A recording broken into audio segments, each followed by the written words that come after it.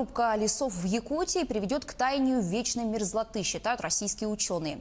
Они выяснили, что через 10 лет после сплошных рубок леса температура грунта в республике поднимается на 1 градус, а для восстановления леса в регионе требуется до 100 лет. Таяние вечной мерзлоты приводит к проседанию почвы, эрозии, оползням и другим последствиям, которые оборачиваются катастрофой для дорог, коммуникаций и построек. Главным защитником вечной мерзлоты от таяния ученые считают северные леса. Однако в центральной Якутии леса страдают регулярных вырубок. Глобальное потепление – факт. Общей тенденции не в пользу человечества, говорят ученые. По их прогнозам, к 2050 году от современных территорий российской вечной мерзлоты останется лишь 1/5 часть. За последние 10 лет темпы потепления ускорились в 3-4 раза. Например, в Якутске в 60-70-х годах прошлого века норма среднегодовой температуры составляла минус 10 градусов. Сегодня минус 7. Что такое 3 градуса? Вот если мы вернемся вот в 60-е годы, 70-е годы, да, то такая температура была в Алекминске, Алдане, Томоте. Опасность в таянии вечной мерзлоты. Последствия ощущаются уже сейчас. Проваливается грунт, образуются болота, озера увеличиваются в размерах. Причина, утверждают ученые, не только в климатических изменениях, но и в действиях самого человека. Сегодня вечная мерзлота занимает 60% территории России. Это практически весь Дальний Восток и Сибирь. Поддержка федерального центра необходима не только в части научного сопровождения, но и для внесения новых регламентов.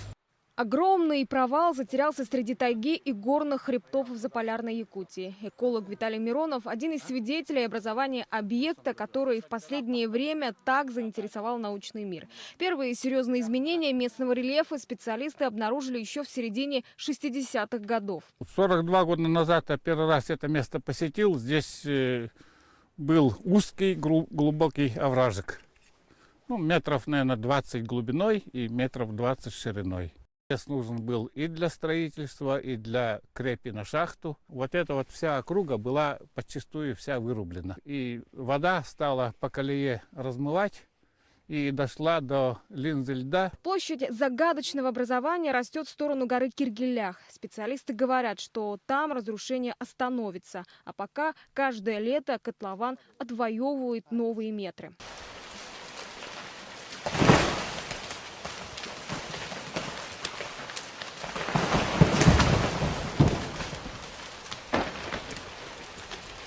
Активное таяние этих слоев породы в масштабе планеты может привести к выбросу огромного количества парниковых газов. Эти газы, в свою очередь, попадут в атмосферу и ускорят темпы глобального потепления. Якутия – это как стабилизатор климата на Земле. Например, если здесь в Якутии до 0,5 градусов среднегодовой поднимается температура, и число ураганов, смерчей, цунами в экваториальных зонах почти удваивается. Мерзлота – это гарантия биологической безопасности планеты.